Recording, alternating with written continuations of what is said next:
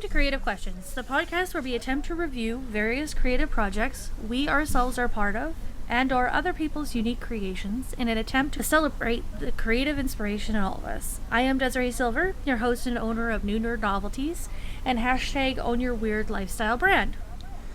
And I'm your co-host, Liam Hewlett, back again to discuss this week. Our topic would be mentality and our inspirations. Awesome. Before we get to that, though, what have you been up to this week, sis? Well, actually, we're supposed to ask how we're doing first. So, how are you doing? Yeah, there's that. You first. How are you doing? Getting by. I slept through most of yesterday, so yeah. Getting by is a standard for myself. So. Yeah, this week was supposed to be Hell Week for me, which is kind of where all of my different side effects and conditions kind of flare up for 1 week every 8 weeks. And it was actually more of what Dory and I refer to a low week, as in lower gear. So it was better than my previous Hell Weeks due to some changes in medications, so I'm happy about that. But I still didn't, do much to report, but I will definitely tell you what soon. But I'll let you start, because it looks like you got a lot of cool stuff started this week.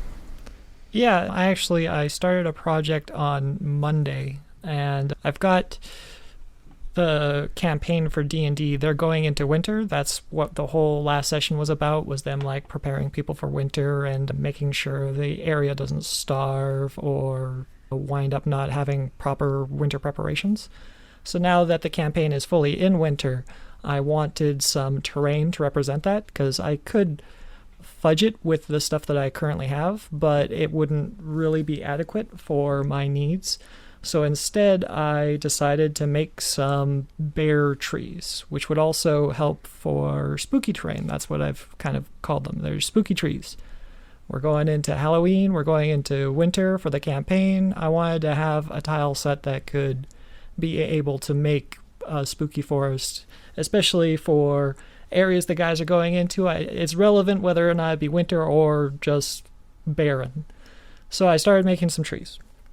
And like I said, I started that on Monday, and I finished it this morning before I took the pictures that I put in the link dump. And I'm quite happy with how they turned out. I've been pretty lazy when it comes to my tree manufacturing for my terrain, because there's a lot of very adequate or even good trees that you can get with very low effort. You don't have to make every single individual tree by hand. So when I first started my hobby in my Warhammer days, I got a large amount of magnetized trees and tree bases sent to me from another hobbyist. I bought it, and he was making them by the batch load, sending them out from the East Coast. And so I just bought a ton of them, because I, at the time, wasn't confident in my ability to make my own trees or to magnetize them or anything like that. And those have been solid workhorses for the majority of my hobby. I use them all the time, and so I haven't had to make too many of my own trees, except for dioramas or other specific things. I've done some of it, but never put a whole bunch of effort into it. So this was the first time where I sat down I'm just going to make some trees, and I'm not going to have to worry about the leaves or anything like that. I'm just going to have to make them spooky.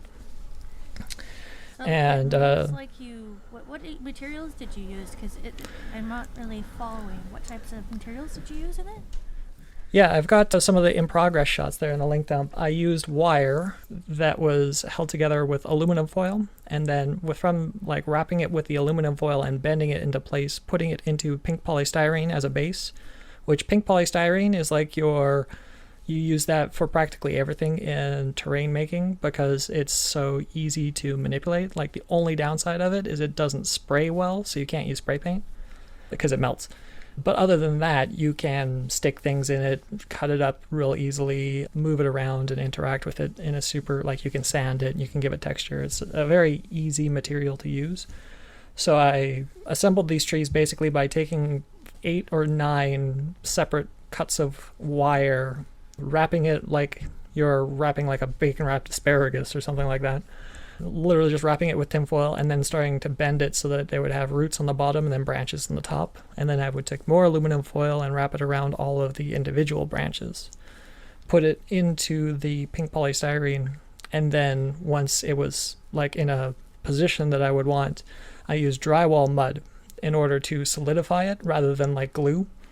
I use drywall mud to cover it, like I applied it with a popsicle stick. And that's, with my experience with drywall mud, it's great for terrain, like to solidify it. Even better than some glue. It just takes like 24 hours to dry. And it has some of its own limitations, but I knew it would fit my needs in this case. And it did. Well with the styrofoam? Yeah, you don't have to worry about it. It's not caustic in any way. Nice. Yeah, it actually does a good job at behaving like the polystyrene in that you can sand it, you can chisel away at it, it's manipulated, like you can manipulate it after it's been set because it's a soft material. So like the only downside of that is it means that if it's a construction of like wire, tinfoil, and drywall mud, I couldn't dry brush this project because if I did, it would just start flaking drywall pieces off of it. So that's the only thing I couldn't do. And instead what I did is I used the airbrush. Now that I've got it, like I can't use a spray can on the polystyrene, but I can use the airbrush, no problem. And I think it turned out quite well. That was like, I airbrushed it yesterday, let it dry, and then today all I did was do the base and like add some flock to it and stuff like that. So the airbrush doesn't blow chunks off it, so it's not as strong? No, the reason why spray paint and pink polystyrene don't interact well is because the spray paint will actually melt the polystyrene. There's some caustic agent in it. Like you can get sprays that are specifically made like hobby sprays that won't do that to the pink polystyrene, but the most common ones, especially the ones you buy in the hardware store, will melt styrofoam. So with the airbrush, you're just using regular paint. There's nothing caustic about it. You don't have to worry about that. It's the same model paint that you use for everything else. Yeah, it's the same paint. Yeah. So. Nice.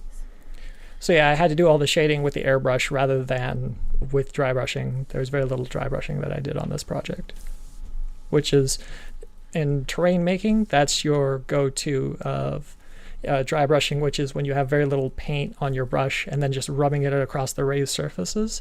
That's the easiest way to do terrain, is rather than focusing on painting a whole lot of detail, what you do is you give your terrain a lot of texture, and then the dry brush will make it look like it's got a lot of detail. So I've done that cheat in practically every piece of terrain that I make, but especially when it comes to like rocks or rough terrain, is you just scrape up a smooth surface to give it as much texture as possible, and then one base coat of some darker tint, and then several dry brushes. And it requires very little effort in the way to get what looks like a great deal amount of detail on a terrain piece.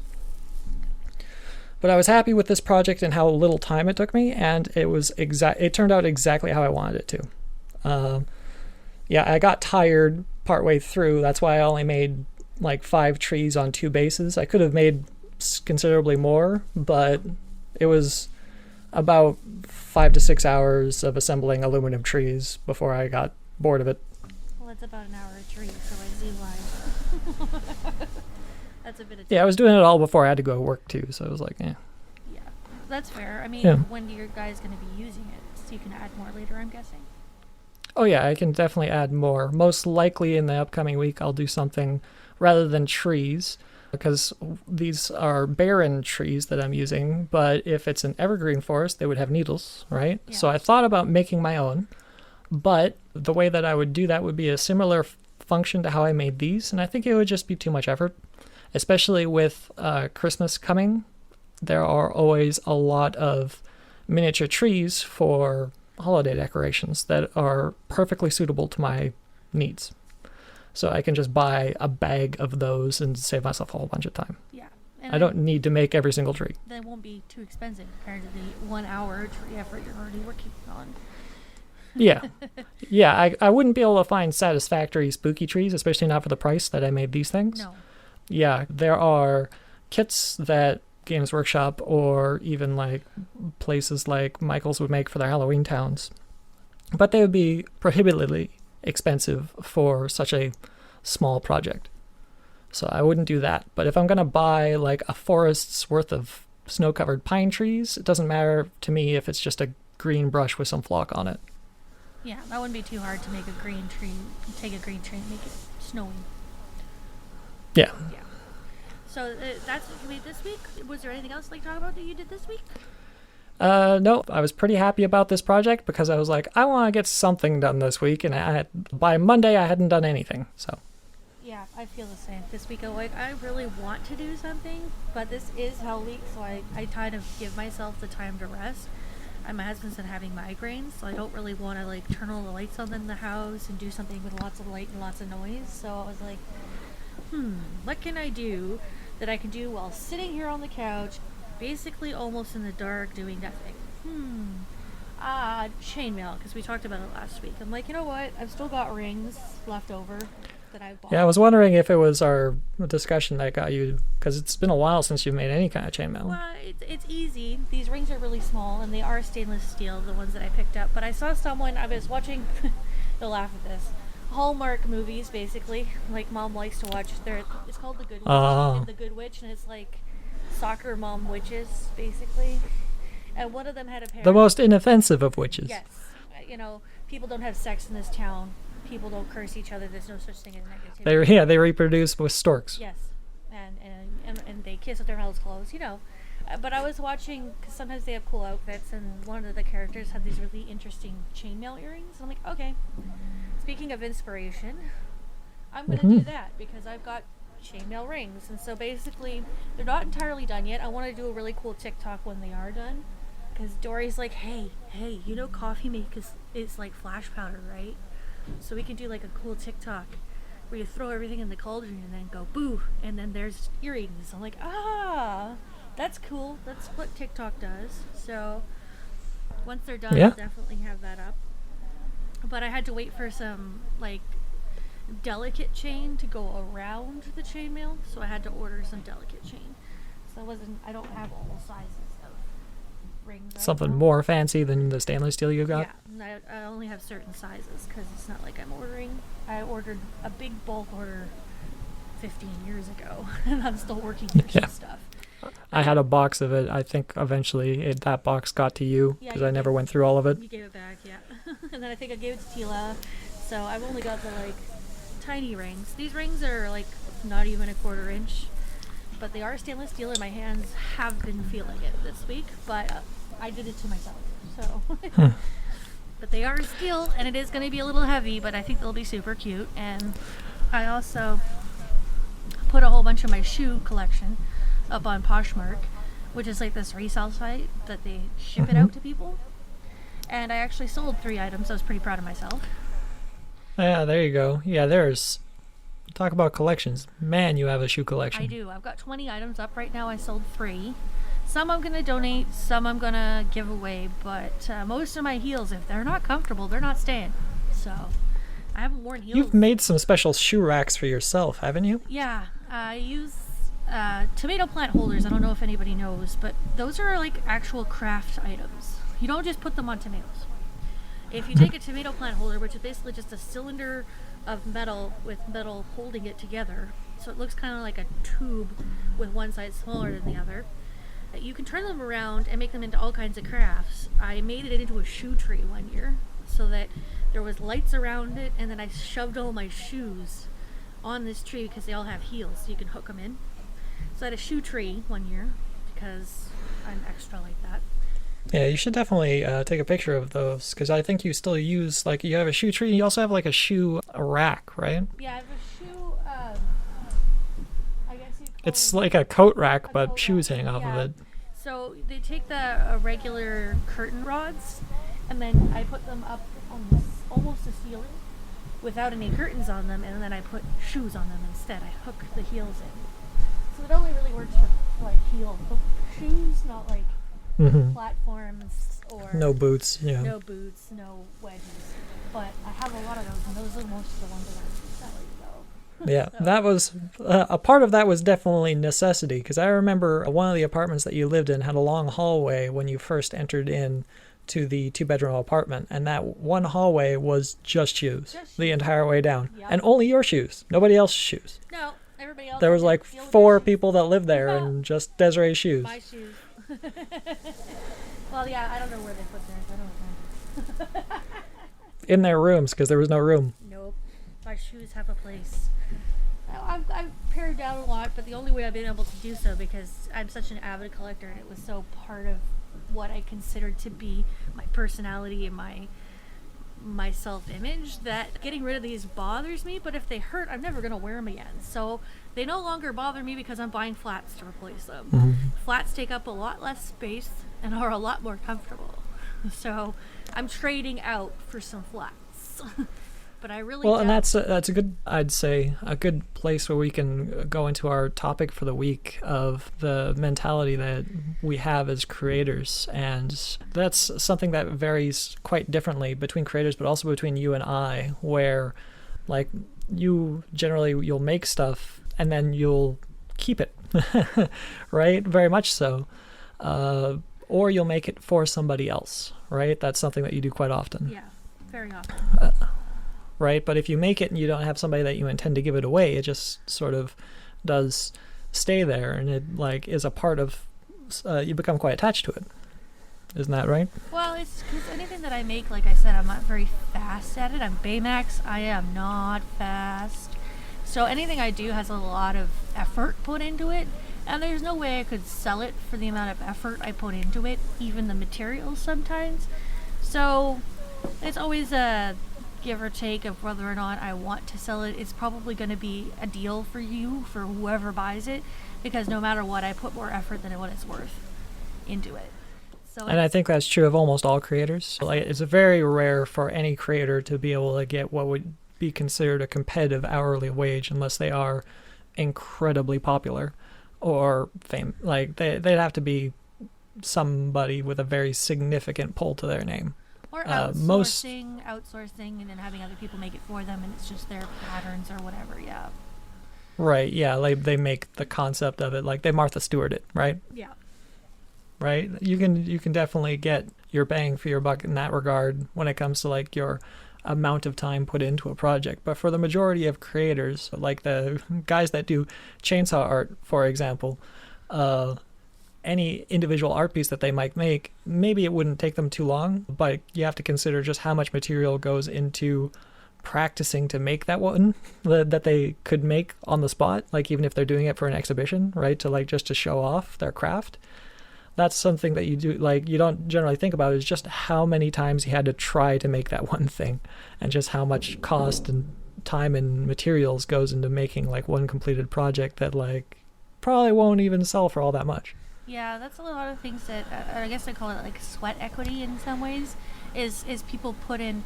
It might take me 10 minutes to make, but it took me 10 years of study to learn how to make it in 10 minutes. So there's that too.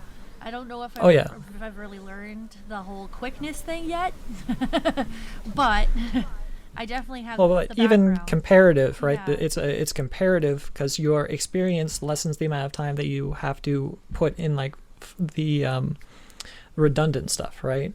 So for somebody with a similar mindset or similar ability to you that has less experience in whatever it is that you're creating, they just will take longer to do it, or they will fuck up more often and have to go back and redo it, which adds more time to completing the project. Or use lesser materials, or not as good like tricks and whatever else. Yeah, or just come out with a less quality product. Everything takes practice. Everything. Yes, I was really that was really that was something we talked about last week. Yeah, I was really surprised about the chainmail because literally, I guess we said out last week, it's been 10 years since I touched it, 10 to 15, and I managed to do this particular weave, which is called Kingsmail Twist, without even remembering the full name of the actual chainmail pattern. I just did it, and then I went, oh, this is chainmail and this is Kingsmail, and then I'm like, wait, this is Kingsmail Twist. Like, I did this without, like, because I did it so much, I just did it. Yeah, and you put a lot more time into it. There's a lot more that you can do with chainmail than I ever could. I very much like, I had the one weave that I would do. Yeah.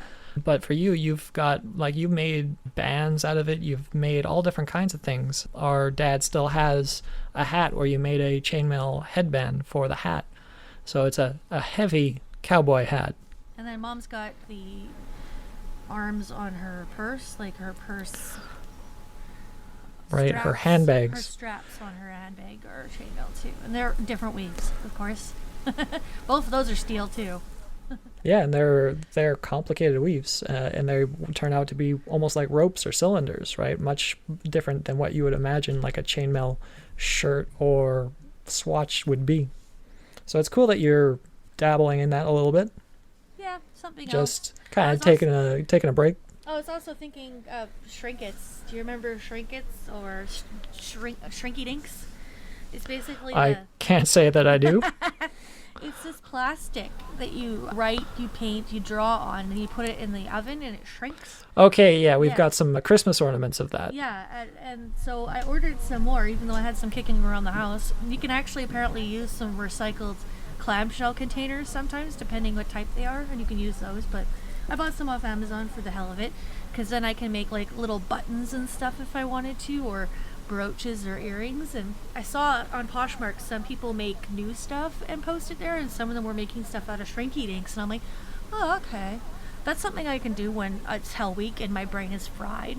So I've been printing out, now that I have a printer, some images, and then I'm gonna draw those up and shrink them and see what I can make out of them. So it does seem like you actually get quite a bit of inspiration for your projects, at least on like a daily basis, from social media then. Yeah, it's mostly social media and whatever media I'm absorbing on the TV too. Like there's TV shows and even stuff I've watched several times, especially if it's a creative show.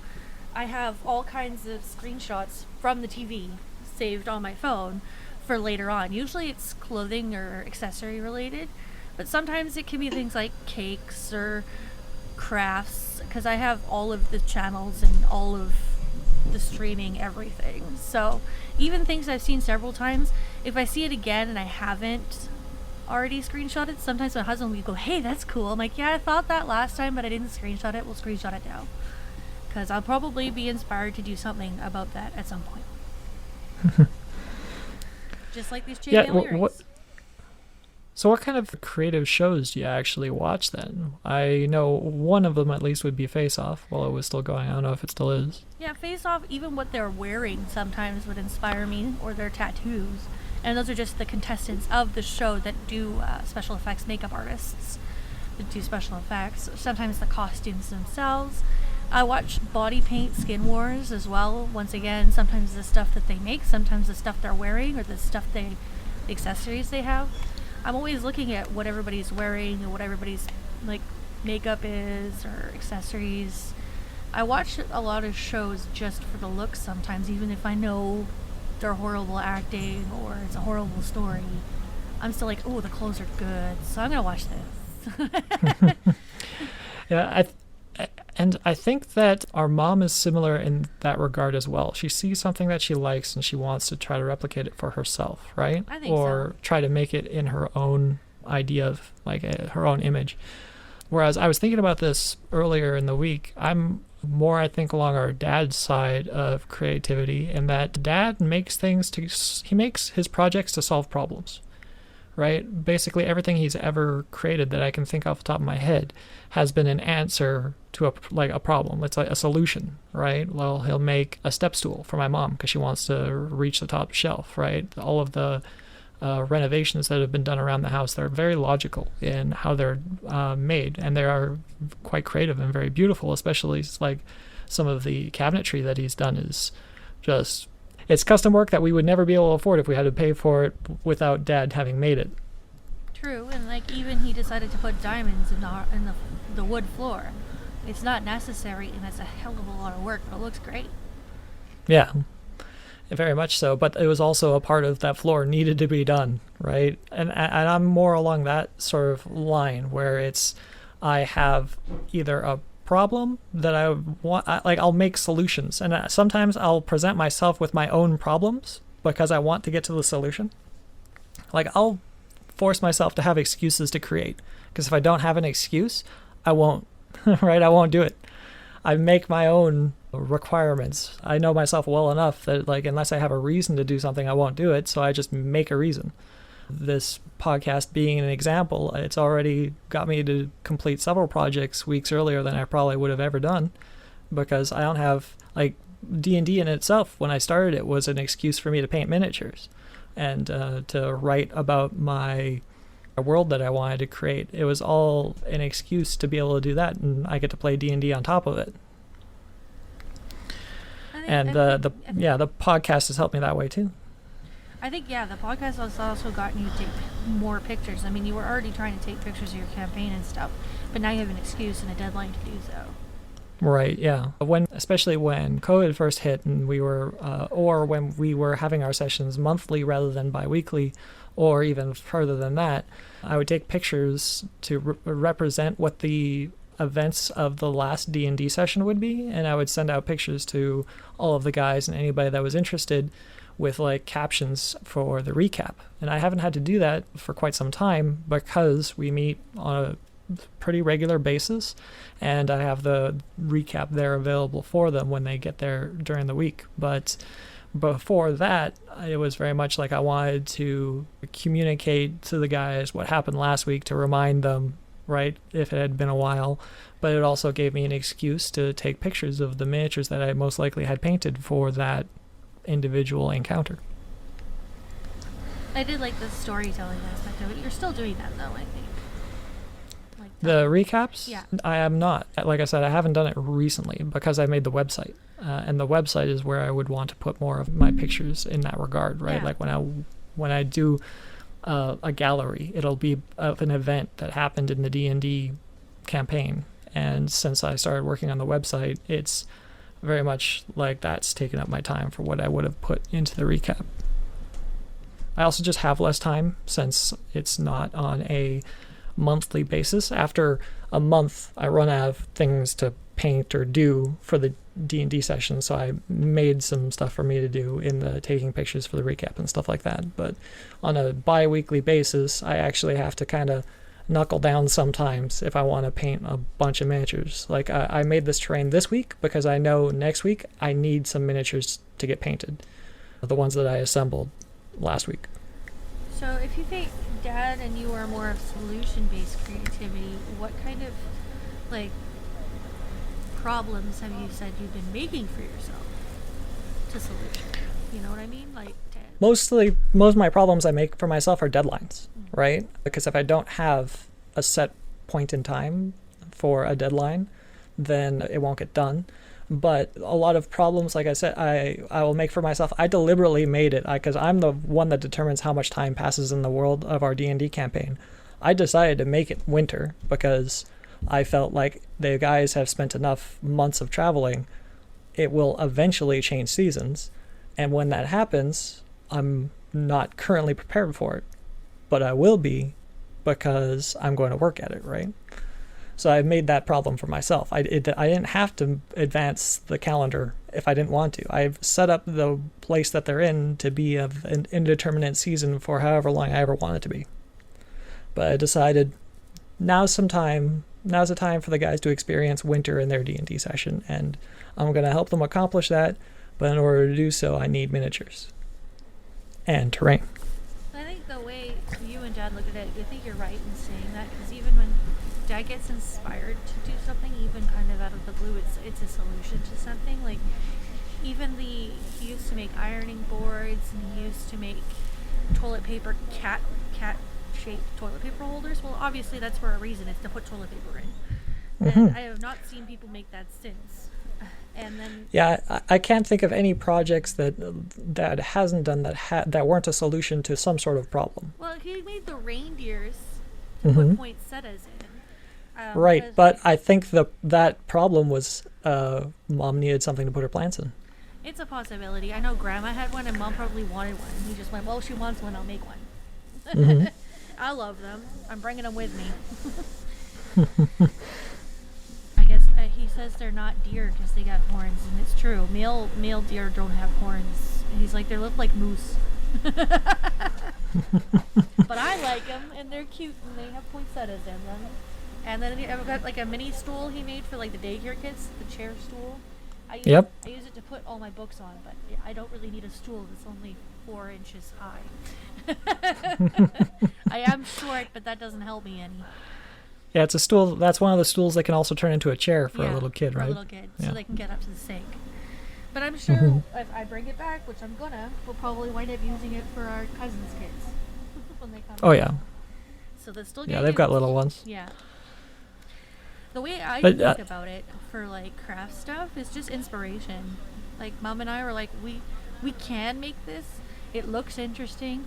Usually it has some sort of part or portion of it that's new, like a new artistic medium or technique that we've never done before. And we're like, that looks cool. I want to do that, and I obviously don't want to buy that because I could make it. Mm-hmm. Either for me or for just general shits and giggles, because I do a lot of that too. Just Yeah, that's one of my other motivators is one of my large motivators is I'm just in general a very stingy person, and there's a lot of stuff that I make that I'm like, yeah, I could buy this, but I could make it way cheaper. I'm not, it's say stingy as you and Dad, but at the same time, I will pay $100 for the materials to make something I could buy for $30 because I like the materials and the tools. Yeah, that's the thing. Is like I'm super stingy about some certain things, but then I've got literally thousands of dollars worth of miniatures in a box, unassembled and unpainted, right? But I'm like, I don't know if I want to buy another miniature. Yeah. Yeah, I discovered the custom fabric groups mostly in the States, which shipping is horrible. And I just got boxes and boxes and boxes of this stuff, and I'm all excited about it, but I've got so much stockpile now that, you know, when my severance is out and I have no money, I can't buy anymore, I shouldn't cry because I've got so much shit that I can still work with. Even though I've designated a lot of it Des only because it was that expensive, I've still got so much that I have this habit of stockpiling craft supplies so that when I'm really poor and I don't have any money, I've still got shit. I'll always have shit. I'm absolutely the same way. I've said before, if I don't use something within a month, if I haven't used something within the last month, unless it's a seasonal thing like a winter jacket or something like that, if I haven't used it in a month, I'll give it away or get rid of it. But not when it comes to my hobby. With miniatures and terrain, I still have cardboard towers I got when I originally got my very first Warhammer miniatures, and I will not get rid of any of it. Completed projects I'm actually less attached to than potential materials for another project. Right? That's actually, now that I think, I didn't think about that. I'm less attached to my finished projects than I am attached to potential project fodder, like to materials. I'm more attached to materials than finished products. What does that say about me? I'm kind of like that too. It's like, I'm not going to give away my sewing machine, but I made this on the sewing machine. You can have that. Well, that's a tool. Even more so, right? Because like especially, I want all of the tools, all mine, all mine. yeah. Tools very much. Yeah, I wouldn't get rid of my airbrush until it dies, right? But I go through brushes way more than most miniature hobbyists. Yeah, but I definitely have finished products, especially terrain, because I put very little emphasis on my terrain because it's almost all recycled products, right? I don't get too attached to the materials I'm going to use to make a piece of terrain because most of the time I make it out of what's lying around or just straight up garbage. So I don't get too attached to terrain, but when I finish a miniature, especially painted, I won't ever get rid of it. I might eventually repaint it if it's not up to my standards, but I won't ever get rid of it. Yeah, there's no resale value in any of our stuff. If terrain is too expensive to ship. But hey, if you ever want to get rid of the trees or something, those are small enough at least. Right. I mean, like, it would also depend on your market. I think there is there's a market for those painted miniatures and for terrain. It's not something that I would ever want to put the amount of effort into it. It's not something I'm interested in that regard, because I've bought terrain from people and I've played against people that have had their armies painted by someone else. There's definitely a market for it. I just don't think it's worth my time to do. Yeah, that's fair. Yeah, I'm all about the tools and the materials, like some sort of dragon horde. So of the stuff I'm going to get rid of in the house, I'll get rid of my shoes, and I'm already doing it, and my clothes, and my accessories, and my stuff before any of the craft supplies. But you're never going to get rid of those fabric. No. Right? I actually give away some of my fabric because I did get some of my fabric for free. So I am giving some of it away that I know I'm not going to use. But, yeah, none of the tools ever. As long as they work, I still have it. Though I did give away my old sewing machine because it wasn't computerized, and I found someone who was greatly in need of a sewing machine, so I gave it to her. Well, yeah, you can't use two at the same time, No, right? you can't. So that is redundancy. So I have yeah. an embroidery machine as well, so I technically have another backup sewing machine if I need it. It might take work, but I have backup. The way I think about it now, like why I'm so attached to materials and not just tools, is because materials are just another form of tools. It's your armament is what it feels like. It's like, why would you want to give away or toss out your weapons? Is basically like, if I got rid of all of those miniatures I have in the boxes, then when I go to make a project, I'm unarmed. I don't have what I need. Dory and I have this thing in our house that books and materials don't count. Like, we won't spend our whole, rent check on books and materials, but if we spend money on those things, we're not allowed to feel guilty. Because those are the two things that don't count. I will eat macaroni and cheese over not buying books and materials. I got a roommate so I could continue hobbying. That was like a part of my budgeting process. Because before, when I was living alone down in Vancouver, which is a very high cost of living, I didn't have enough to be able to afford any kind of hobbying, really. But I did want to get back into the hobby. So after about like 4 or 5 years living alone, I got myself a roommate when I found that I was draining my savings. And just that alone, having somebody to help pay for rent, gave me enough leeway I could get back into a hobby again. I don't like it when I can't. Yeah, but I have so many different types of hobbies. It's a little bit easier for me. I can buy a $5 roll of yarn and I'm done. Yeah. Yours is a little bit more expensive, but you can always write though, and that one's almost free.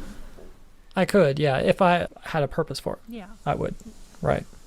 Like if I had been playing D&D at the time, I would have been totally fine with playing pen and paper, and I probably wouldn't have needed to start collecting as many. Well, I would have probably still collected miniatures, but if I was living on my own and had at the time it was a $50 entertainment budget for the month, which was most of the time good enough for a game that was on sale, and like a WoW or it wasn't even WoW at the time, but MMO subscription, and that would be my entertainment budget for the month. But if I had been playing pen and paper D&D, then I probably could have done it just fine, and that would have encouraged me to write quite a bit.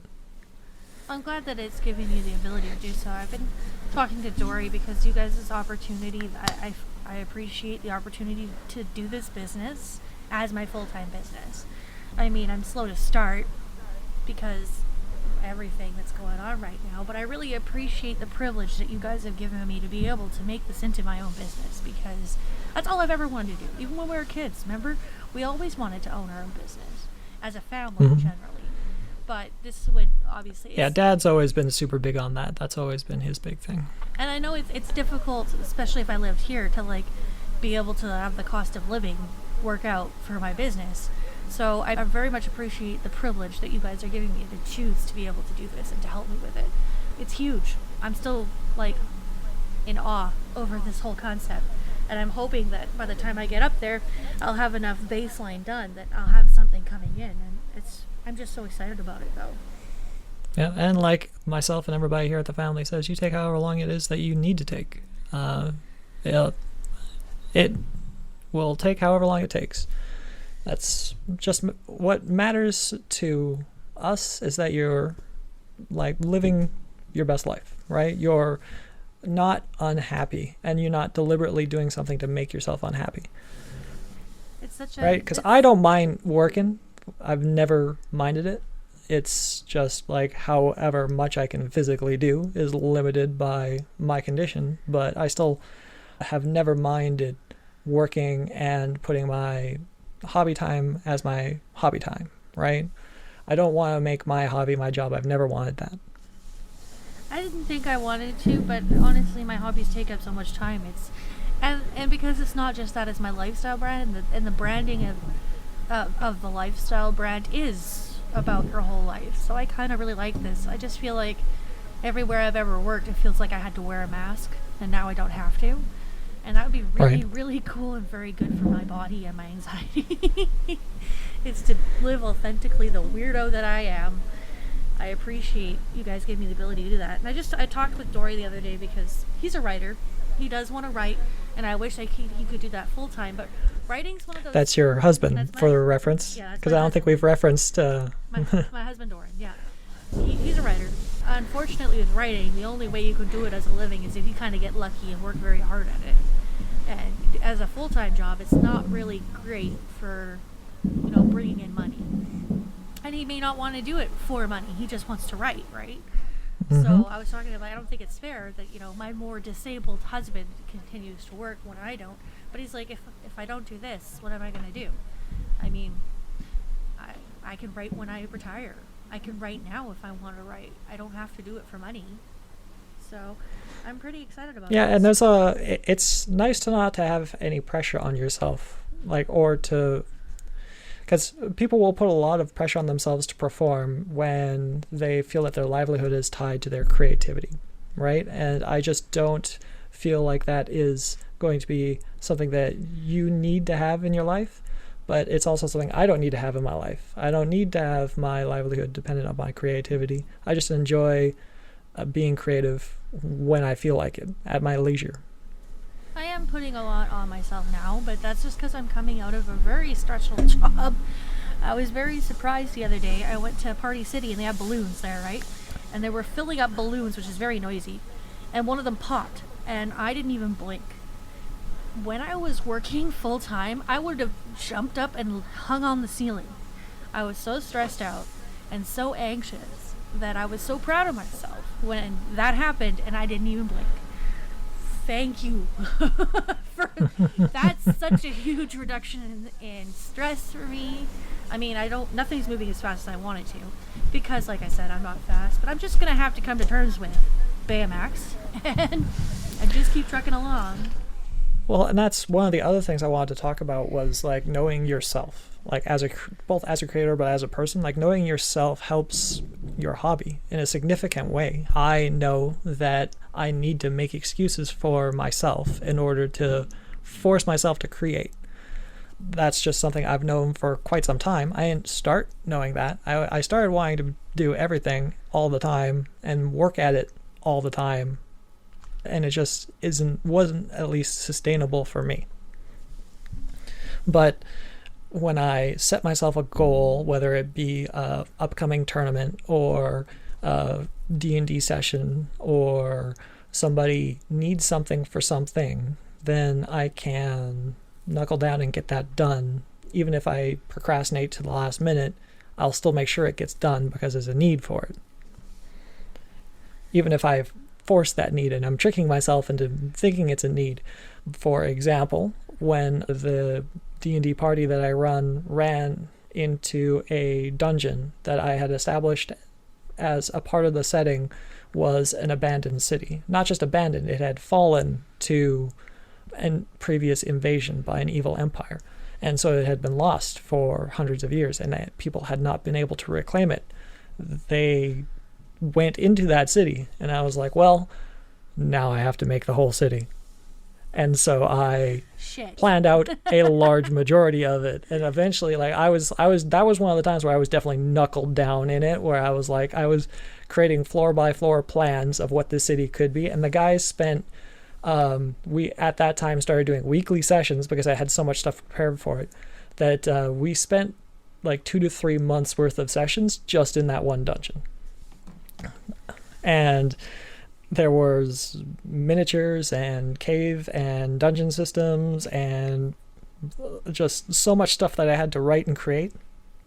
But it was an impossibly high goal that I set for myself, that I wanted this to be prepared for when they did actually go into it, that I did not complete everything, but they'll never know that. There was a lot of extra goblins, orcs, bugbears, hobgoblins, dark elves, and stuff like that they never did run into, but they definitely remember the stuff they did run into, right? So they don't know just how much of the stuff I assembled and didn't actually paint in time for a session.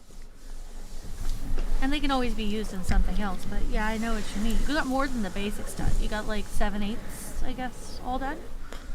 Oh yeah. I shot for the moon and I'd say 5/8 of that was done, but I prioritized it so the important stuff was done. And they had a really good time, and I saw those miniatures and the surrounds and the scenery. It looked great. Yeah, and it's like most things that I do, I make it so that it's reusable, and that it's not going to only be for that one location in my setting. I can use those dungeon systems. They made them modular, so I can now, when they go into a crypt, I have 100 different layouts I can make for that crypt because I made all of this modular stuff for those sessions. And it's never boring doing it again. Yeah, like when I made, just for our last D&D session, like I said, I made that board game basically for the guys to play, and they had 2 major combat encounters during that session. They raided a bandit encampment, and they fought the Yeti that I had painted. The Yeti, I literally just put in 2 of my cave sections with one of my towers that I had made, like lying down, so it looked like it was like coming out of the wall, and that makes a completely unique cave that they've never run across before and never will again. But it was something for them to explore, right? I made it so there was a little passageway underneath that fallen, like, collapsed tower into a room that held some treasure for them. So they were rewarded for investigating the area, and it gave them like a memorable cave to visit. But it was literally just 3 of my modular cave pieces stuck together with a tower flopped down on top of it. That's But pretty neat. My it stuff looked good. It doesn't have the same reusability that way, so that's pretty cool. Yeah, I like to, I definitely like things to serve multiple purposes, especially when it comes to miniatures or terrain, right? Like, I might paint up a bunch of goblins for an encounter that the guys are going to have specifically, but then those goblins are now, they're a part of my arsenal, as I would say, right? I can bring them out whenever I feel like. They're available, fully painted, and ready to go whenever I want them. That's cool. Yeah, it's always like, now anytime I ever feel like I want to fight a Yeti or put a Yeti in front of them, Yeti's done, right? He's ready. And it is He's waiting. the Yeti. Yeah, I certainly like to have them run into new stuff that they haven't run before, but especially when they are dealing with humanoids, a lot of the times it'll be like, okay, you guys have, like, there might be 1 or 2 new miniatures or kinks in this encounter, but there's also hordes of stuff you've dealt with before now. There's only so many different kinds of bandits. It's like, this bandit encampment now has guns and a wizard. Well, level up. Yeah, it's potentially more dangerous. The wizard summoned an earth elemental, and that earth elemental, like, stomps them pretty hard. So one of the things that I do try to do, though, for all of my projects is I do try to always improve, even if it's just by a little bit. I don't go at it nearly as hard as when I first started in the hobby. Like, when I first started in the hobby, I was really hard on myself for trying to improve by significant amounts every time I did something.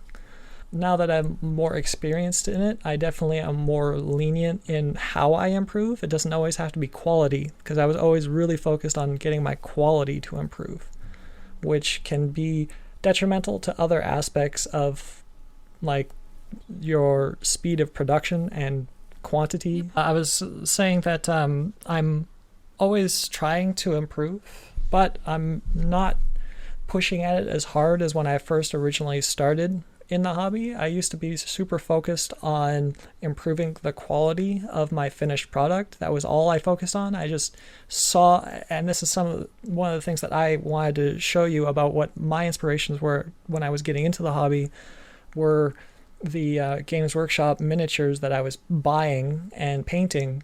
They had their own magazine in order to showcase finished products, introduce new rules, show new miniatures, had battle reports in it. And I had a subscription to that magazine for several years, and I loved reading them because it showed just, like, beautifully painted miniatures and beautifully painted scenes fighting against each other, and they would generally be like new miniatures, or there would be some interesting hobby lore or trivia or rules that were involved with the stuff of the month. And that stuff really Like, it made me feel bad for having shitty miniatures, right? Not the miniatures themselves, but just having a bad paint job. It got me really motivated to try to up my quality. And I focused so much on trying to up my quality that eventually my other parts of my miniature or my hobby did start to suffer, and that, like, there's only so much quality that you really need to put into each individual foot soldier unless you're trying to make every single miniature a showcase. You don't have to put, hours and hours and hours worth of work into every single individual piece that you do. And so learning to improve yourself in not just quality, but also other aspects like your shorthand, right? Like knowing how to fix mistakes on the fly, knowing how to be able to bounce back from stuff like dropping your entire army on the floor or other situations like that, unexpected things that happen. I think that's my problem too. I think you just want to be good at it right away, no matter what you're doing. That's the sort of thing that you can improve in as well. You don't always have to focus so hard on quality. It's true. It's just I think the real artist, the real creator, the real person who wants to continue doing this, sorry, you gotta climb or go through the walls. There's no easy way out. But they're never the best starting at it, but nobody's ever the best when they start off. And everybody hits a wall at some point, right? Whatever it might be. It might be a different kind of wall for a different kind of person, whether it be a mental or physical block. There's always a wall that, there's multiple walls that will appear before you that you'll have to persevere through or find a way around, or even just take a break from and come back to later. If you want to do it really well. I mean, that doesn't mean we don't quit or put things down or not do certain things for a while. Like, that's why I have so many different projects on the run at the same time. But the only way you're going to get better is through. Your little guys in your army, your footmen, aren't exactly the same. Even though they're the same kind of models, they're all painted slightly different or juxtaposed different, or, yeah. Yeah, and just repetition, too, to just do it over and over and over again, right? Nobody got good at drawing but not drawing, right? Yeah, even when they were single-pose miniatures, back in the single-pose plastic miniatures, they would still have each individual model would have a range of shields. So even when it's the one spearman, the goblin spearman, pointing his spear exactly the same as every other plastic goblin spearman, they would have some variety in their shields.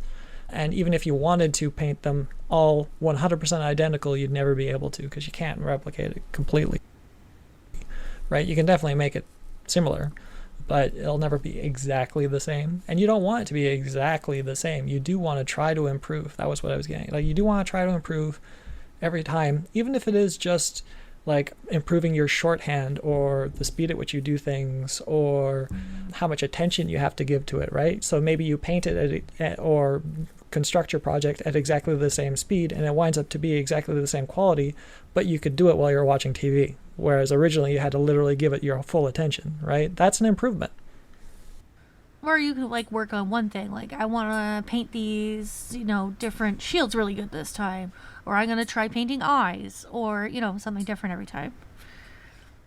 So those were mostly the things I wanted to talk about. I put some images up in the link dump about the magazine. Really did inspire me a lot because I had a subscription to it for 3 years. I still have basically every single one of them in a box, and they're all just worn out for how much I read them. I was definitely a game first kind of guy. I definitely liked all the battle reports and stuff like that, but the lore and the dioramas, which were just those were the sort of thing that as a young me, that was the sort of thing I would never be able to do, but it was definitely where I wanted to be able to do, to create a entire battlefield of miniatures that was just depicting an event, right? And while I don't construct dioramas to that scale, and I have enough miniatures now, I guess I could theoretically do so, but I do a lot of that with the D&D stuff, especially with the recaps that I made and things like that. I like to make images with my miniatures and terrain that tell stories, and telling a story through D&D and through the collaborative storytelling of the pen and paper RPG has been a real benefit, I think, to my hobby. I've painted more miniatures in the last like year and a half that I've been DMing this D&D campaign than I have for the last like 2 armies that I've made, which were not 2 years across. I'm really glad that you're enjoying it too, and you're writing so much, and you're having such a good time, and DMing all this stuff, and actually being social and getting your friends into it. And it sounds like they're really into it too. Yeah, I think so. It's hard for me to tell what people's interests are. That's why a lot of the things I do, I'm like, well, I will enjoy this. So hopefully they enjoy it as well. But I'm going to have fun. Hey, you're the DM. You made it, so. Yeah, like I said, they must enjoy it because they keep coming back. So that's right. And it's not just the snacks. Not anymore, anyway. So I guess we should probably pull this together. The items that we talked about that we were making, my chainmail earrings and Liam's trees and that white dwarf image, they're under the link dump at Creative Questions under Liam's solo quest. And I just have to say that when the chainmail earrings are done, they're going to be on my TikTok underneath New Nerd Novelties or Desiree Silver, as well as on Instagram under New Nerd Novelties or Facebook under the same. And then hopefully my website's going to be done. But when it is, we'll definitely update you guys. But we'll definitely have those links for my social media and Liam's website up, because I'm the only one with social media. Is that what you're planning to do? Is that what you're planning to work on next week? Because the earrings you're waiting for shipping. Yeah, right? The earrings should be done this week, and I should be able to do the TikTok. Hopefully, fingers crossed, as long as I don't burn the house down. Nice. I've got Dory as my fire marshal. We're good. And then, yeah, we'll see how it goes. I'm not quite sure, but I had fun writing up my Poshmark descriptions, so maybe I'm get warmed up to do my own for my website. Got to warm up. Besides 100 words instead of 300. I just got to keep telling myself that. Well, and it's just like anything else. You'll get used to it the more you do it, right? Exactly. And people sometimes don't believe me. I hated painting when I started. I'm pretty sure, yeah, you really didn't like it. I did not like it. Yeah, and I say it all the time. I did not only did I not enjoy painting, I straight up did not like it. But I wanted the finished product. And I'm a competitive person by nature, so when I brought my stuff to the store and other people were painted better than me, I couldn't stand that. So I just kept working at it. And then some people would show up without being painted at all, and that would just further motivate me to paint mine to an even better standard, because I also believe in leading by example, right? So I wanted my stuff to not just be painted adequately, I wanted it to be painted so well it would shame them for putting shit on the table. Right? That was what motivated me as a kid, right? Was just whatever motivations. I was just that competitive, and it's just like, I want my stuff to literally make you feel embarrassed to put that on the table. That's what I wanted to do. And if you beat me with shitty stuff, and mine looks better than yours, at least. Yeah. Well, preferably I would beat them with a beautiful looking army, and they're like, okay, so not only does my stuff look bad, I also got my ass beat. That would be the preferred method. Yeah. It didn't always work that way. Mostly it didn't work that way. But that's okay. I get it. I learned to not just tolerate, but enjoy painting, because I did it so much. It became very much it's a Zen, almost meditative thing for me to do nowadays, is when I paint or make terrain or stuff like that, I just sort of get in the zone and I either listen to music or a podcast or something like that, and I just focus in. And it's a very calming thing for me to do.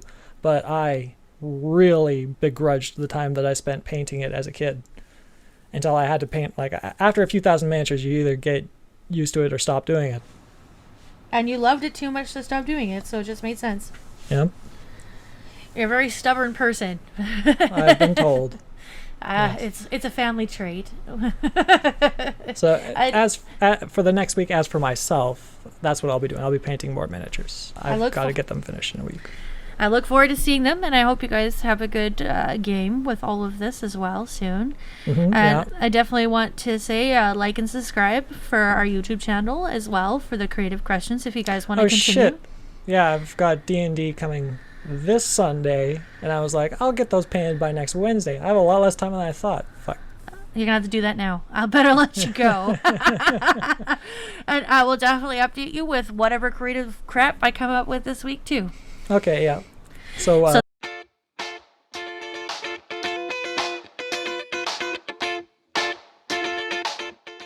This has been Desiree and Liam, the brother-sister pair from Creative Questions. Look forward to seeing you next week.